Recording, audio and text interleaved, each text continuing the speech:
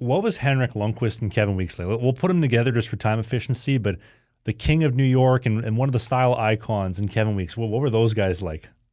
Well, it's two pretty well-dressed dudes in the locker room. We had Sean Avery, too. So it's like you had a pretty well-dressed locker room. And they were all super nice. I mean, Hank was a rookie, so he was probably just as scared as I was.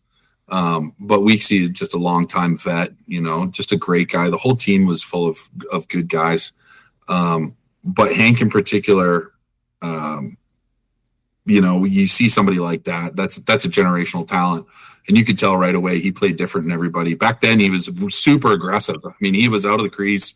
And it took Benoit Allaire, who was the goalie coach, to really bring him back to become the goalie he ultimately was, which was someone who barely left the goal line and played so deep for the remainder of his career, probably saved his career.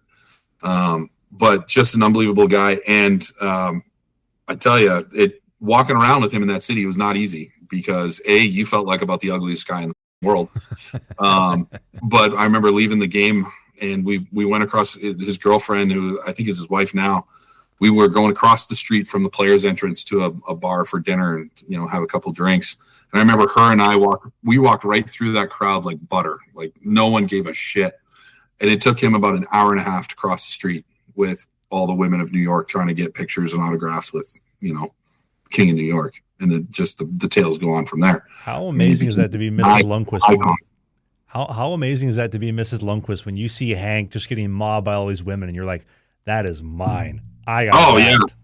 And he was a good boy too. I mean, he was going right for her, and you learned really quickly. I'm like, man, in New York, it's tough. Like I'm sure in Toronto it's tough and Montreal it's tough. But man, when you're somebody like him in New York, I mean, you can't go anywhere.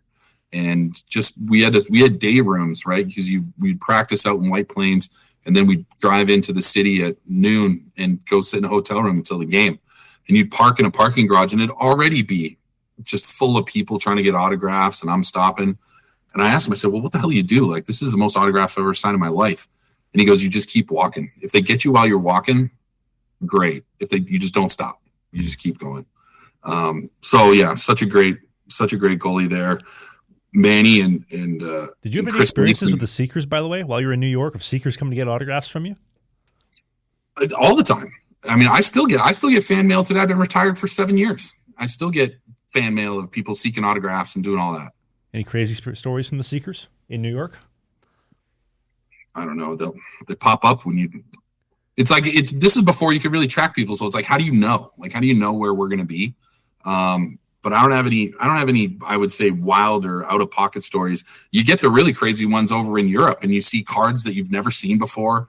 You see stuff like that. There's collectors at the Spangler Cup. There's a ton of Seekers at the Spangler Cup trying to get autographs from all those people. It's a good way to get a lot of talent that you don't see all the time. So they're hounding you. But no, I wouldn't say I have any crazy stories about that. But just watching some of these icons try to maneuver through all of that is you can tell the vets have learned how to do that, and the young guys are just getting held up all the time because you had Yager, you had Jason Strudwick, who I had played at that time, was a Vancouver Canuck. So I was, but I didn't know who he was. I asked him who he was, on the team. I'm like, what's your name? He goes, I'm Jason. I go, I'm Chris. How's it going?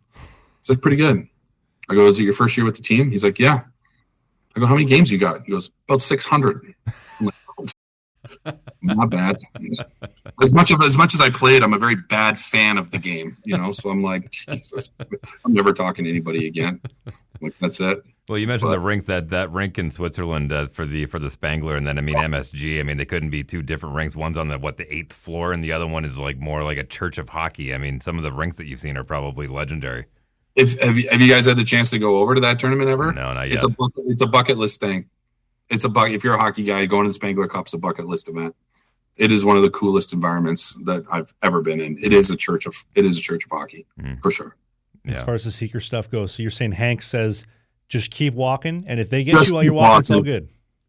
Yeah, if you stop, it's you'll never get out. Right. You just gotta keep your head down, just keep walking. You can sign while you're walking, but if you don't get him on the way to where he's going, you're not gonna get him. Any other tips? It's the way it has to be. Any other secrets of the pros when it comes to that? Well, like I said, learn who playing with. Jesus Christ. Understand who's on your team and what they've done. That's a good tip for somebody who doesn't follow hockey particularly well. Or what about Weeksy? What was he like? Oh, I'll tell you what. Here's a good secret. Here's a good tip for the pros. When you're a goalie who gets called up to the NHL for the first time and you're in warm-up, don't get off the ice till the last guy gets off the ice. Because I did my first warm-up at MSG.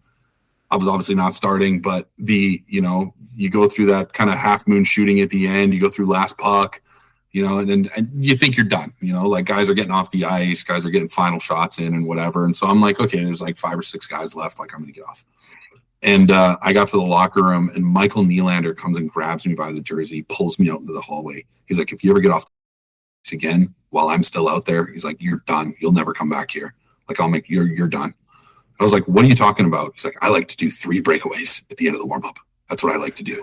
I'm like, dude, I don't know. I've been a pro for 3 games. Like, what are you talking about right now? He's just giving it to me in the hallway. And then I came in. Later he's like, dude, I'm sorry for coming down on you like that. I just get a little intense on game day. He's Swedish.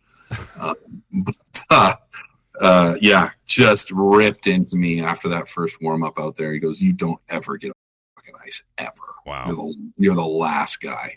I'm like, dude, fucking relax. Warm up.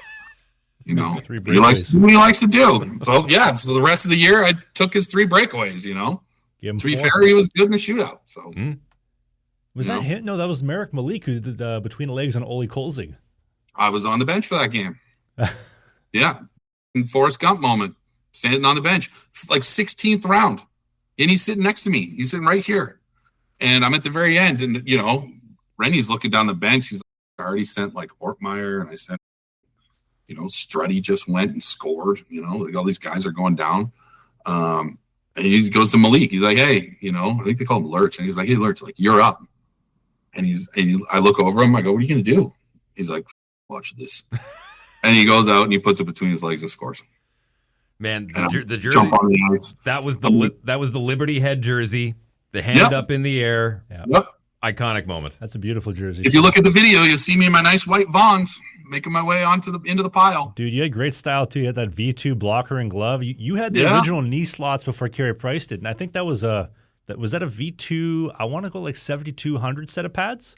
They were V2s. Ooh, yeah, they were good. I loved them. I wore them all the way up until I got a deal. I think I went to Bauer for 2 years when I got to Russia, and then I got a deal with Reebok after the All-Star game in Russia to wear Reebok. Mm-hmm. And so that's when that started. But man, I love that Bauer gear. It just broke down. I was a big guy, so it got soft real quick. And once they started coming out with those like one piece, like those Reebok, I can't remember the name of them, but they were kind of like Luongo wore them. They were just kind of like one smooth piece, all the way up with no knee breaks. And I was like, ooh. We get into some of those. Premier Series, yeah. Isn't it crazy to think 20 years ago knee rolls were a thing and they had to have them to maintain the integrity of the pads and just how much they changed? And now you don't see them, other than like throwback gear or whatever. Or even the one-piece gloves. Like everything was a two-piece and now everything's a one-piece. Yep. I actually had the Bauer guys make the Vaughn glove in a Bauer, Bauer print. So I sent them a Vaughn glove that I really liked. Felt like it closed like a baseball glove, and that's what I wanted. All these gloves close like weird now, they kind of got this weird hook in them, and I was like, how do you guys catch anything? Now goalies, I don't think goalies have the hands anymore. I think the rebound control and the puck handling and the hands. I watch games now and I see so many shitty rebounds, and I'm just like, man, do you guys even work on this anymore? Or do you all just work on your little sliding around the crease and the RVH all the time? Like, is that all you guys do now? Chris, I think we're showing our age talking about this. I know, we are. I had the regular VH. That was a cool move back then. Back in my day, we did the VH. We caught pucks with our glove. Did you ever have the Kipper Spec glove? You remember that one? I don't think I had that was what Kippersoft wore? Well, so Kippersoft's idea was, because obviously like the Finns, they're very big on the baseball side of things.